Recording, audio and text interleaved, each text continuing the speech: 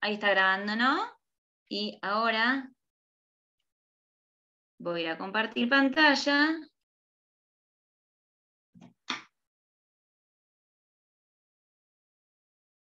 Otra vez me pasa esto de no poder. Esperen, ¿eh? Ustedes están viendo el Power, ¿no? Sí, sí, ahí está. Excelente, pero yo tengo que ver como presentación o eso, que no sé cómo se hace. Es ahí abajo al lado de donde haces zoom, al lado del menos. Esa pantallita, ese cosito, digo. ¡Ay, qué Ahí, genio! eso. Lo aprendí en Zoom yo Ahí, también. ¡qué genio! Gracias por esa asistencia. Bueno, ahí estamos. Vamos con depósito entonces hoy, que arranca del artículo 1356 al 1377. ¿Sí? La modificación que hace esto, para que lo tengan en cuenta, el Código Civil y Comercial, ¿sí? Es que diferencia lo que es el depósito comercial del depósito civil. ¿Por qué? Porque antes el que se presumía oneroso era el depósito comercial y el depósito civil se presumía gratuito, cuestión que hoy cambia con esta nueva regulación. ¿Sí? ¿Qué nos dice la definición? Hay contrato de depósito cuando una parte se obliga a recibir de otra una cosa con la obligación de custodiarla y restituirla con sus frutos. ¿Qué es lo principal acá? Fíjense que no es que el contrato está obligando a una persona a entregar, sino que lo que hace es obligar a una persona a recibir y custodiar. ¿Sí? O sea, voy a tener dos partes, depositario y depositante. Depositante va a ser la persona que entrega, depositario va a ser quien recibe. ¿Sí? Esa persona que recibe es quien tiene la obligación nuclear, ¿sí? Que es la de custodiar la cosa. El artículo 1357 es la modificación, ¿sí? Al Código Civil, que es la presunción de onerosidad. ¿Qué es lo que nos dice este artículo específicamente? Que para que el depósito sea gratuito, tiene que estar expresamente pactado por las partes. Ustedes tengan en cuenta que siempre la autonomía de voluntad está por sobre las regulaciones, salvo determinadas cuestiones. Entonces, si las partes no pactaron nada, el depósito se va a presumir oneroso, a diferencia de lo que nos pasaba en el Código Civil, que el que se presumía oneroso era el comercial y el civil se presumía gratuito. ¿Bien? ¿Cuál es la diferencia entre el contrato de depósito oneroso y el gratuito? En el contrato de depósito oneroso, esa custodia de la cosa, ¿sí? Obligación nuclear es la custodia. Esa custodia de la cosa es a cambio de una remuneración que paga el depositante. Cuando es gratuito, en ¿Es cambio, el naturalmente depósito... oneroso? ¿Cómo? ¿Es naturalmente oneroso? Esencialmente oneroso. Esencialmente. Porque si las partes expresamente lo pactan, es gratuito. O sea, como regla, ¿sí? Si el depósito no dice nada, vas, uy, no puedo creer que me fui. Va a ser, tengo que hacer todo esto, ¿pueden creer? Va a ser oneroso.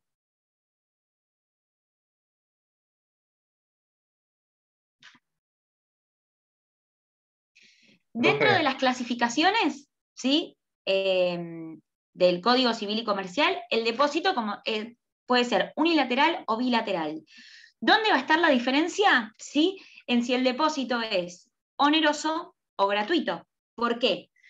Porque si el depósito es oneroso, obviamente voy a tener obligación de las dos partes, porque el depositario va a custodiar y el depositante sí va a pagar una remuneración. Ahora, si el depósito pactamos que sea gratuito, va a ser unilateral. ¿Por qué? Porque el depositante no va a estar obligado a esta remuneración. Sí tengan en cuenta que el depositante, o sea, la persona que tenía el dominio de la cosa, va a tener que hacerse cargo de los gastos que conlleve la custodia y mantenimiento de la cosa. ¿Sí? ¿Por qué? ¿Qué es lo que nos dice el código? Si para mantener el uso, por ejemplo, no es lo mismo dar en depósito una moto que dar en depósito un perro, si yo dejar un perro para que mi vecino me lo cuide y pagarle por el mes que yo me voy de viaje.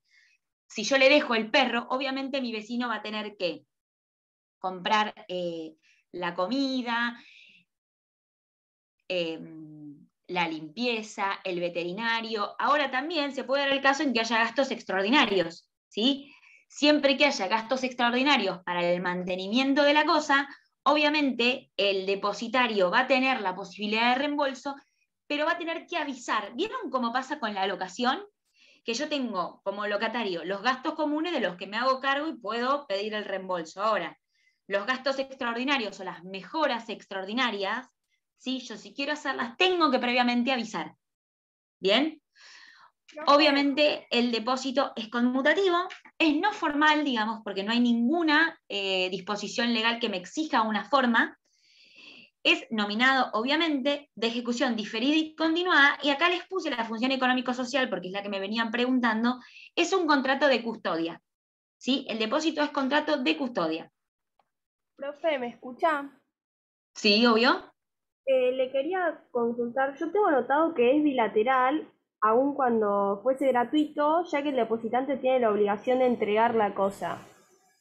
No, porque el depositante no tiene obligación de entregar la cosa, es una facultad. Yo no puedo al depositante exigirle, ¿sí?, que entregue la cosa. Esa es una facultad que se establece, ¿sí?, para que se genere el depósito y para que el depósito empiece a surtir efectos. Entonces iría bilateral cuando es oneroso, unilateral cuando es Exactamente, gratuito. exactamente. Ok. Obviamente sí, repito, van a estar siempre a cargo del depositante los gastos para el mantenimiento de la cosa. Sea, Sí, aun cuando fuese gratuito. exactamente. Gracias. Bien, en las obligaciones, acá fíjense que lo tenemos claro, las obligaciones de cada una de las partes. Respecto al depositario, que es el encargado de la custodia, la guarda, la conservación y custodia, se los puse los dos. Guarda y custodia son sinónimos, así que si ustedes dicen guarda o si dicen custodia, es lo mismo. Bien, y el depositario tiene obligación de restituir la cosa, ¿sí? ¿A quién? Al depositante o puede ser a la persona designada por el depositante. En las obligaciones nucleares del depositante está la recepción de la cosa. ¿Cuándo va a ser la recepción de la cosa? Al momento de la restitución. El pago de la remuneración cuando el depósito sea oneroso y a la vez, sí, el pago de los gastos. Vamos a lo más importante, que es la custodia de la cosa. Les uní los artículos para que los tengan todos juntos y vean todo, ¿sí?, lo que conlleva la custodia de la cosa. ¿Qué me dice el artículo 1358? El depositario debe poner en la guarda de la cosa la diligencia que usa para sus cosas o la que corresponda a su profesión. No puede usar las cosas y debe restituirlas con sus frutos cuando le sea requerido. ¿Sí? La restitución de la cosa, ¿sí?, conlleva sus frutos. ¿Por qué? Porque acá yo no tengo un traspaso de propiedad. ¿Sí? No es que el depositario va a pasar a ser propietario de la cosa. Incluso el código me dice que yo no tengo por qué exigirle al depositante que sea propietario de la cosa que va a poner en depósito. Yo puedo ser un simple tenedor. ¿Sí? Puede pasar que yo esté con el perro de mi hermana y me tenga que ir de viaje, ¿sí?, y deje en depósito al perro en una guardería, por ejemplo. ¿Bien? Entonces, lo que voy a tener también es una obligación de servicio de parte del depositario. Si se conviene un plazo, esto va a depender del tipo de depósito que sea. Se presume que lo es en favor del depositante, pero si el depósito es gratuito, el depositario puede exigir del depositante en todo tiempo que reciba la cosa depositada. Entonces, ¿qué quiere decir con esto? Yo puedo establecer un plazo para el depósito, ¿sí? Un plazo de 3 meses. Ese plazo que dispongo de 3 meses, por ejemplo, es en favor del depositante. ¿Qué quiere decir esto? Que en realidad es el depositante, ¿sí?, quien va a poder requerir la restitución de la cosa vencido el plazo. Ahora, si el depósito es gratuito, o sea, si yo no voy a pagar una remuneración al depositario, que es quien tiene la cosa, yo obviamente tengo que darle, ¿sí?, una liberalidad y, digamos, tengo que aflojar, digamos, el depósito. Entonces, ¿qué es lo que me dice el código? Bueno, si es gratuito, el depositario en cualquier momento puede venir y devolvérmelo. O sea que si yo en realidad, en vez de dejarlo en una guardería, dejo el perro en depósito a una amiga a quien no le pago, ¿sí?, y mi amiga, y hacemos cadena de viajes también, tiene que irse de viaje, tranquilamente puede venir a los 2 días y decirme, mira, no lo puedo quedar, y yo, ¿sí?, tengo que recibirlo. ¿Bien? Porque, profe, claro, porque si es oneroso, pactaron un plazo y claro, Porque aparte Y si ahí es va oneroso, yo le voy a estipulado pagar que- por ese plazo. Claro, ¿Sí? por eso. Sí. Obviamente, si hay un plazo, el depositante puede exigir antes la restitución. ¿Sí? Lo que no va a poder hacer el depositario es devolver antes, salvo casos Claro. excepcionales. Si es gratuito, sí lo puedo devolver antes que venza el plazo. ¿Sí? Ahí está, digamos, para beneficio de qué parte implica el plazo y tiene que ver con el tipo de depósito que tengamos. ¿Bien? Vamos al artículo 1361 y 1363. La cosa depositada debe ser restituida en el lugar en el que deba ser custodiada. Este artículo no tiene mucha complejidad. La restitución debe hacerse al depositante o a quien éste indique, que es lo que les decía antes. Si la cosa se deposita también en interés de un tercero, el depositario no puede restituirla sin su consentimiento. O sea que si en realidad el depósito está siendo en favor de un tercero, ¿sí? En este caso también mi hermana, mi amiga no puede devolverme a mí el perro sin avisarle a mi hermana. ¿Me entienden? Que es en beneficio de quien yo custodio la cosa. También puede pasar que no sea una cadena, sino que yo deje al perro, deje la moto y sea en beneficio de un tercero. Entonces, lo único importante de acá es que si es en beneficio de un tercero, previo a restituir la cosa, yo tengo que avisar a este tercero beneficiario. ¿Por qué? Porque acuérdense que los terceros beneficiarios entran como parte del contrato. ¿Bien? Si se combina un modo específico de efectuar la custodia y circunstancias sobrevinientes exigen modificarlo, el depositario puede hacerlo dando aviso inmediato al depositante. ¿Sí? Si yo estoy con una moto, ¿sí?, en mi garage y mi garage lo van a pintar, o por ejemplo, llovió y se rompió el techo, o sea, realmente hay circunstancias sobrevinientes que exceden, ¿sí?, a la voluntad del depositario y tengo que modificar el lugar de custodia de la cosa, o un modo específico de custodiarlo, que quiere decir esto, que capaz estoy yo, pero yo en realidad, a mí me cambiaron el horario de trabajo y quien va a custodiar la cosa es mi pareja, ¿sí?, yo tengo que dar aviso al depositante, sea o no sea el dueño de la cosa. Acuérdense que eso no es algo que se exija, ¿sí?, para estar, digamos, como depositante. ¿Qué pasa con los herederos? El código nos regula específicamente la situación, pero principalmente la responsabilidad de los herederos, no del depositante, sino del depositario. ¿Cuándo se va a dar esta situación? Cuando el depositario pueda fallecer, ¿sí?, y no sea una obligación estrictamente personal. O sea que si yo dejé la moto y en realidad me fui un año, y en ese lapsus, ¿sí?, el depositario fallece, no es que a mí me van a tener que buscar para devolverme la cosa, no. El depósito va a seguir respecto de los herederos del depositario, ¿sí? No es que el contrato queda sin efecto. Los herederos del depositario que de buena fe hayan enajenado la cosa depositada, solo están obligados a restituir al depositante el precio percibido. Si este no ha sido pagado, deben cederle el correspondiente crédito. Esto puede suceder siempre que los bienes, obviamente, no sean bienes registrables, porque piensen que si son bienes registrables, van a entrar en sucesión. Entonces no va a haber un heredero de buena fe que enajene algo que estaba teniendo su sucesor, digamos, el fallecido, en carácter de depositario. Entonces, este artículo se va a usar principalmente en los bienes muebles que sean no registrables. Acuérdense que el objeto inmediato del depósito siempre van a ser bienes, ¿sí? Siempre van a ser cosas, como veíamos en la donación, en el marco del artículo 16. Vamos ahora a situaciones particulares del depósito, ¿sí? Lo que nosotros estuvimos viendo hasta ahora, ¿sí?, es la regulación para el depósito voluntario y para el depósito regular, ¿sí? En términos generales, el depósito va a ser voluntario y regular. El código me regula ahora situaciones particulares. ¿Qué quiere decir esto? Me va a regular el caso del depósito irregular y el caso del depósito necesario, que ahora vamos a ver en dónde empieza a modificarse, ¿sí?, el contrato en sí. El depósito irregular del artículo 1367, ¿sí?, es la entrega de cosas fungibles que no se encuentran en saco cerrado, ¿sí? Y acá es donde se transmite el dominio de las cosas, aunque el depositante no haya autorizado su uso o lo haya prohibido.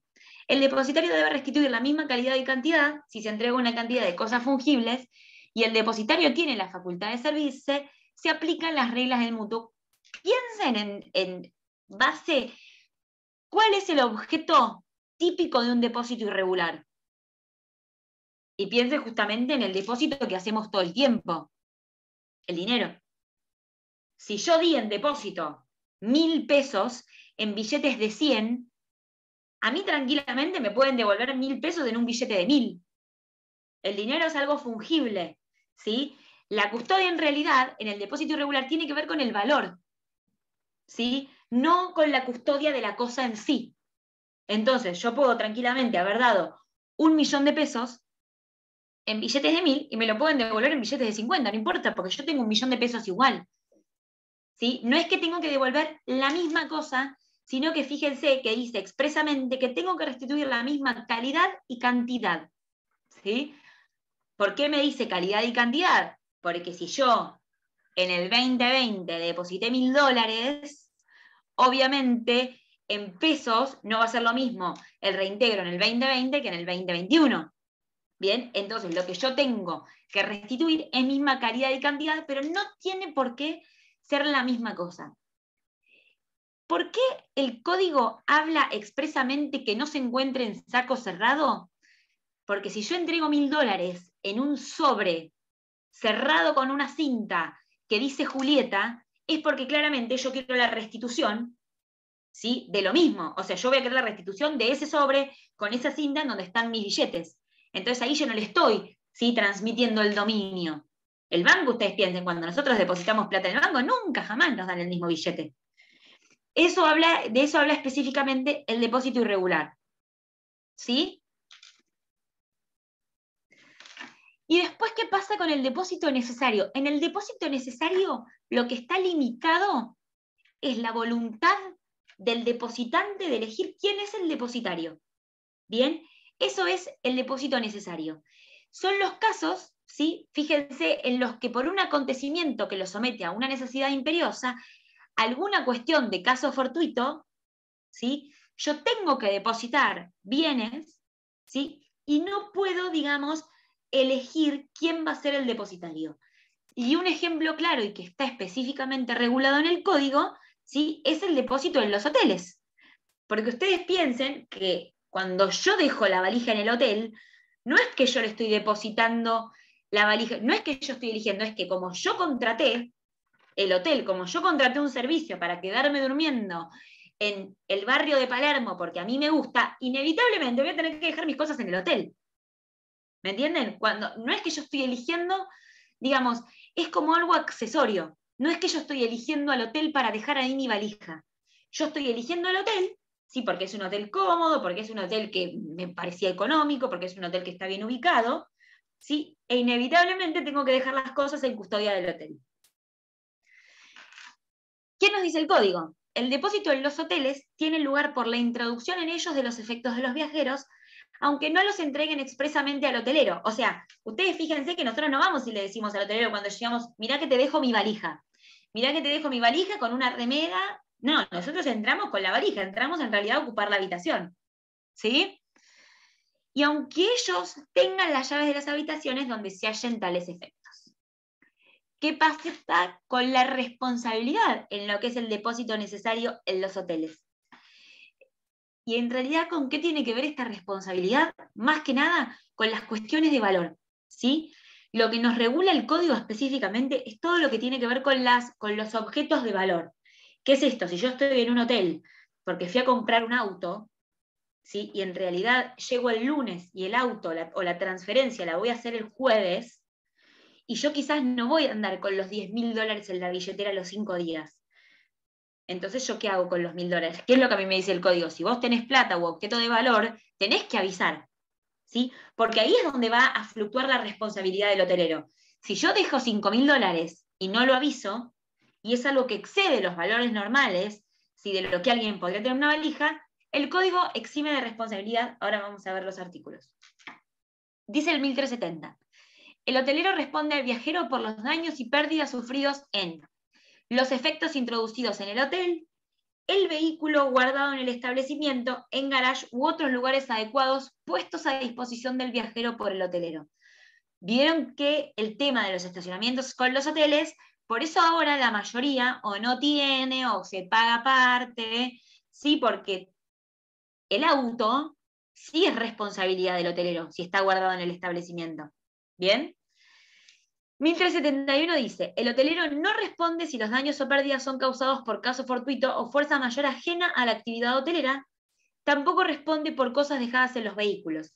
¿Qué es lo que me dice el código? El hotelero va a responder por el auto. Ahora, si vos dejaste la plata en el auto, si vos dejaste la valija en el auto, si vos dejaste tu perro en el auto, ahí ya no hay una responsabilidad del hotelero frente al viajero.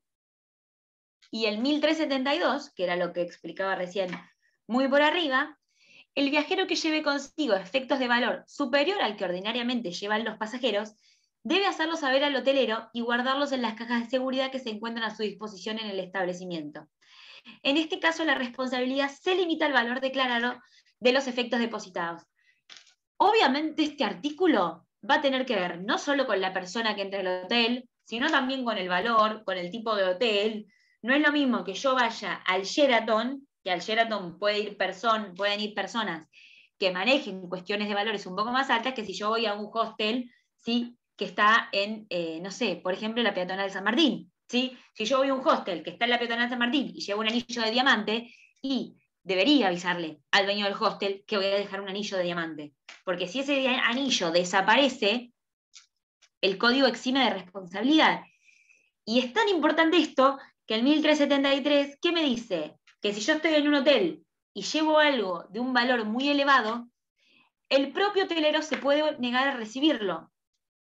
¿Qué quiere decir esto? Que si yo voy con un anillo de diamantes, ¿sí? El hotel puede negarse a recibirlo en responsabilidad del hotelero. O sea, si yo quiero, bajo mi responsabilidad, quedarme con un anillo de diamantes, obviamente ahí voy a asumir la responsabilidad si llega a desaparecer. ¿Sí? Después, excepto estos artículos, todo eximente de responsabilidad, nos dice el código, se tiene por no escrito. O sea que si van a un hotel y el hotel dice que no se va a hacer cargo, ¿sí?, de la ropa interior que lleven los hoteleros en sus valijas, esa cláusula eximente de responsabilidad no es válida. ¿Sí? Sí, tengan en cuenta todo lo que esté dentro del auto, porque la responsabilidad del hotelero es exclusivamente por el auto que esté en el estacionamiento. Esto que vimos hoy es depósito, aunque no lo crean, no hay más que esto. Después sí están reguladas, esperen que voy a dejar de compartir pantalla, así charlamos, no sé ni cómo se hace. Dejar de compartir, ahí está, ahí estamos. Es un contrato muy cortito, después están los dos artículos que nos habla exclusivamente de las casas de depósito, ¿sí? Que es más o menos todo esto que hablamos, ¿sí? Las casas de depósito son, la única diferencia es que son las casas que profesionalmente, ¿sí?, le hace un banco, le hace, ¿sí?, están específicamente reguladas. Es re fácil depósito, es re común, ¿sí?, está bueno, y es lindo para estudiarlo porque piensen que depósito es lo diario. ¿Sí? Uno piensa que compraventa es lo diario, pero depósito también. ¿Vieron que? Ahora voy a detener, ahí está, así charlamos tranquilos.